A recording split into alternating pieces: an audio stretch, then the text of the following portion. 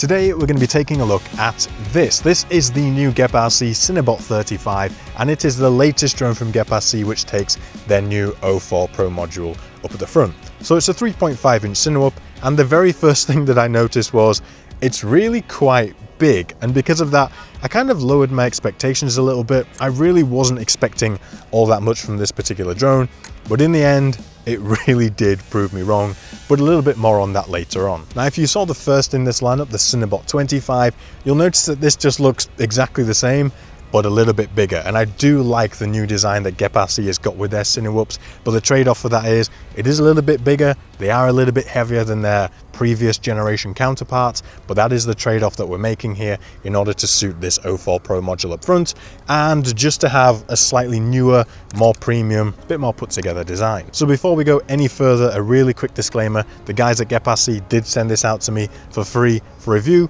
I've not been paid in any way for this video, and as always I can say whatever I like about it. So the Cinebot35 is designed primarily for 6S, and the recommended battery is a 6S 1300 to 1550, so it uses basically the same battery that you would use on a typical 5-inch, and that is actually one of the main reasons why a couple of years ago I bought the original Cinelog 35, because it pairs really nicely with a 5-inch. You only just need to take one lot of batteries with you and you're set to go. Now this quad is using a new 2105.5 2450 kV motor, and that is spinning a HQ T90 prop. And something else is this is one of the only Cinewhoops like this that I've seen that's running a full flight stack inside. So we have a separate flight controller and ESC, and usually on high power setups like this, having a flight stack can offer more reliability versus an all-in-one flight controller. It's also got another board in the back here which has the extended USB-C port on the back along with a boot button, and also the hard-mounted XT60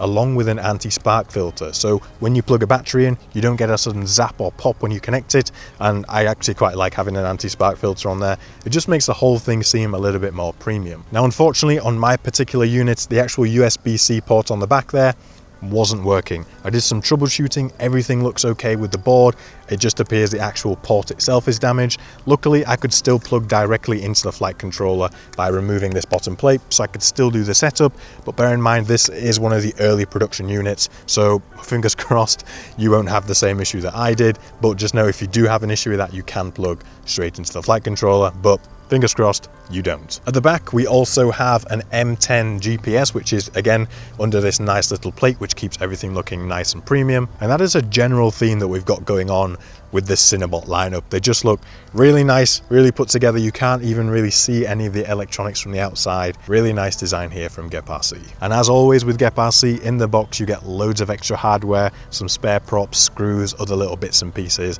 and the action camera mount, which we'll talk about a little bit later on. So if you're not familiar with the O4 Pro module at the front, this is a removable module. So the O4 Pro is completely contained, and with just 4 screws and 1 connector you can pop it off and put it onto another drone, and the O4 is suspended in here by 6 rubber balls which keep everything nice and stable and doesn't give you any jello or anything in your footage. The footage coming out of this is beautifully smooth. Now I actually wanted to do a quick time test to see how long it takes to swap this module from one drone to another, so I took it off the Cinebot25, put it onto the Cinebot35, and you can see here it took me just over 2 minutes, so really not long at all. And at a time where O4 Pros are still hard to get hold of, having a module like this just makes things a lot easier and just saves you the struggle of trying to find these rocking horse teeth units. So that is a quick overview of the drone. Let's head over and see my very first flights and see what I think. Okay, so we're going to do the first flight now with the Cinebot35. I'm going to try both PID profiles to see how they differ, which one I prefer, and just get a bit of a feel for it before we head out and do some cinematic flying and all that good stuff. So let's get it up in the air and see how she goes. Okay, we're up. It is fairly noisy. I was actually expecting it to be a little more noisy than this. The Cinelog 35 was incredibly noisy, but this is definitely not a quiet craft, but it feels very smooth. Very, very smooth. This is on the cinematic PID tune. Wow, super docile. I actually think this flies better than the Cinelog 35 off of my initial impressions. Very smooth. Wow. I was expecting a lot more bobble than this. Feels like it's got plenty of power. Doesn't feel heavy. not at all. Similar to the Cinebot35, that's a fairly heavy quad for its size, but it really carries its weight very well, and the same thing is here. Very impressed so far, actually. In fact, while we're here, let's do a GPS rescue test. GPS itself actually looks pretty much where it needs to be, so let's flick GPS rescue. There we go. This does have, I've left everything out the box, so it should be doing what it would do for you if it came out the factory. Look at that sunset over there, beautiful. Can take it all in as it flies its way back. Nice and smooth. Yeah, everything is looking good here with GPS. Okay, let's turn that off. Into a bit of a dive.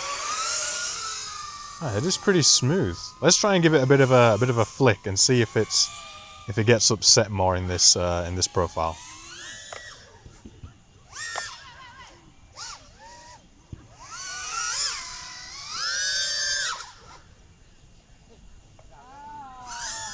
It actually handles pretty well even in this. Okay, I want to try the second profile too, but this is already very good.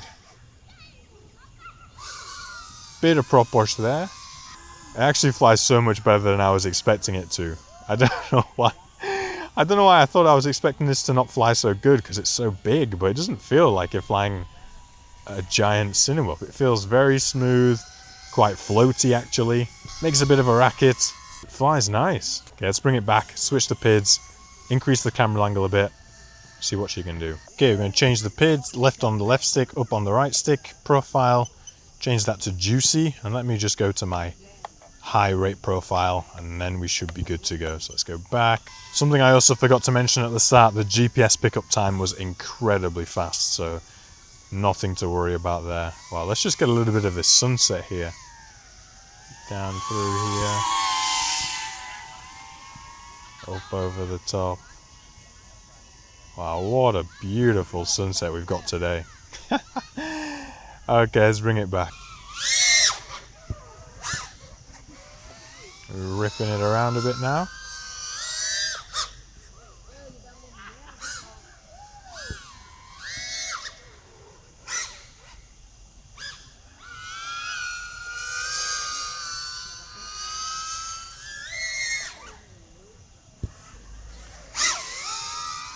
Okay, I think the prop wash handling is definitely a little bit better in this PID tune.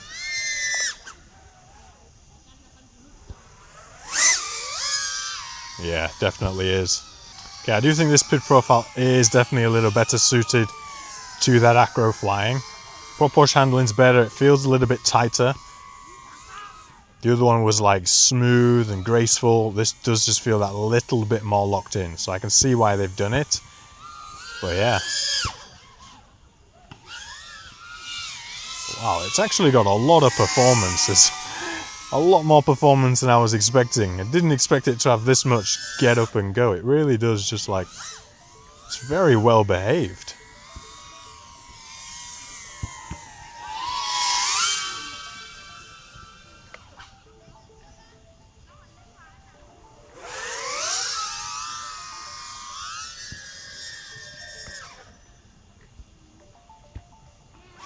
Whoa, look at that sunset. Oh my goodness, what a treat. Well, first impressions, I'm actually pleasantly surprised at how this flies. I did not expect it to have this much performance or to be this dialed in, so very, very pleasantly surprised. So we're going to move on now to do a little bit of cinematic flying with it. So I've come out for sunrise to get some cinematic footage with the Cinebot 35, and if you have a look, we can see getting some nice colours coming into the skies. The sun is just about to pop up, so hopefully we're going to get some nice cinematic footage. The conditions have actually turned out pretty good.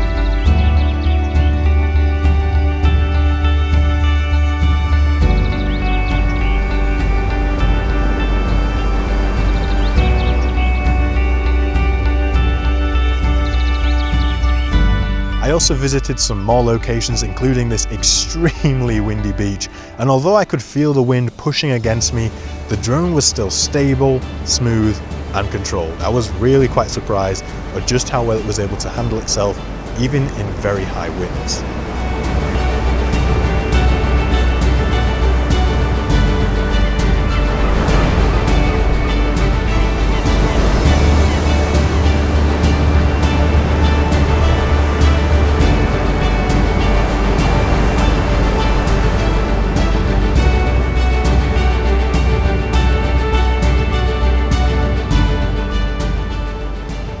So as you can see, the Cinebot 35 can produce some really nice cinematic footage, and like I mentioned a bit earlier, there is also an optional action camera mount that you can put on here.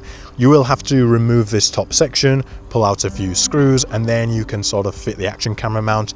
You will need to put some slightly longer screws in the back to the ones that you take out, but after that, get it all fitted, and then you can put whatever action camera you want on the top. So as you can tell, I haven't flown with an action camera on my drones since the 04 Pro came out, so I had to dig out my Osmo Action 4 to stick on the top here. Now I know the image quality from that is basically the same as the 04 Pro, but I wanted to try the drone with the extra weight and air resistance there of the action camera just to see how it performed. Now again, I really wasn't expecting all that much, but it did a lot better than I was expecting. I took it for a cinematic sunset flight with the action camera on top, and I was keeping it nice and smooth and flowing, and it was handling absolutely beautifully. Yes, there are a few bobbles here and there as you normally get with a drone when you stick an action camera on the top, but in general it was smooth, docile and incredibly controlled. I found it best to actually use the juicy profile when the action camera was on top, but it handled the weight totally fine. I could feel the extra weight as I was flying, but it didn't feel at all like it was struggling or like the weight was too much. And I actually quite liked how it flew with that extra weight. So I think if I was to fly this more in the future, I would probably fly it with a bigger battery and without an action cam. So I would put something like 1550, 1600 on there just to give it a little bit of that extra weight, because I did actually really like how it felt with that extra weight of the action camera.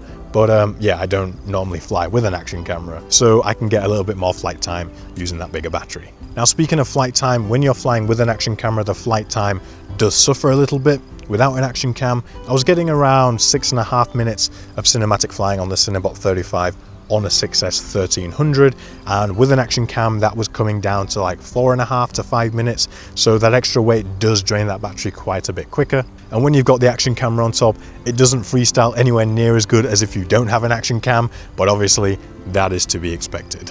Now I have to say, I was not expecting this amount of flight performance out of this aircraft. It flies well, it freestyles well, it freestyles a lot better than the Cinebot 25, but to be fair, that's not really designed, or it doesn't have like a specific profile as well for freestyle. This is a lot more of a one drone does all kind of thing. It's got loads of power, it's smooth, it's dialed in, and like I said, to be honest, when I first took it out of the box, and especially because I had that dodgy USB-C port on the back, it put a little bit of a downer on the experience before I'd even got this thing up and flying, and I was like, this is just going to be big and heavy and sluggish, and it just proved me completely wrong. It is still quite big, it's a big Cinewhoop, and it's also quite loud, like it's 5-inch level of loudness, but a lot of the places I was flying it in had quite a bit of background noise going on, so because of that, it didn't really seem too loud. If you are flying somewhere a bit quieter, or you're flying it closer to you, then you're definitely going to notice it is a louder aircraft, but I was actually expecting it to be a little bit louder than it was,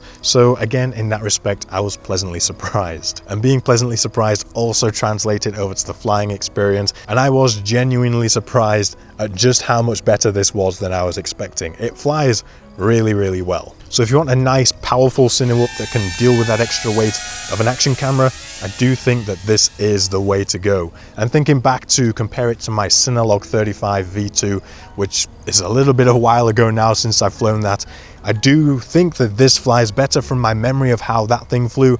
That did also fly very well, but I do think that the Cinebot 35 is a little bit better. I think that extra weight also helps it just to track a bit nicer, especially being a Cinewhoop with a lot of surface area of going on here.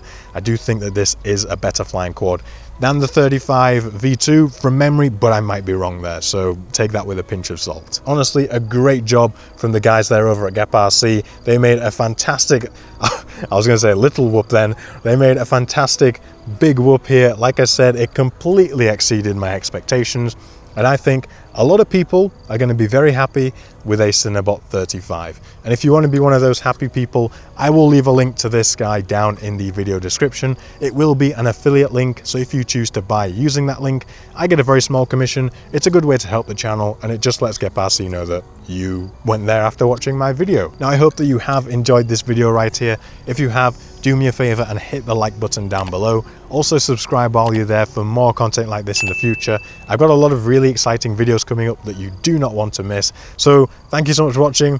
Have an amazing rest of your day. And as always, I will see you in the next one. Bye-bye.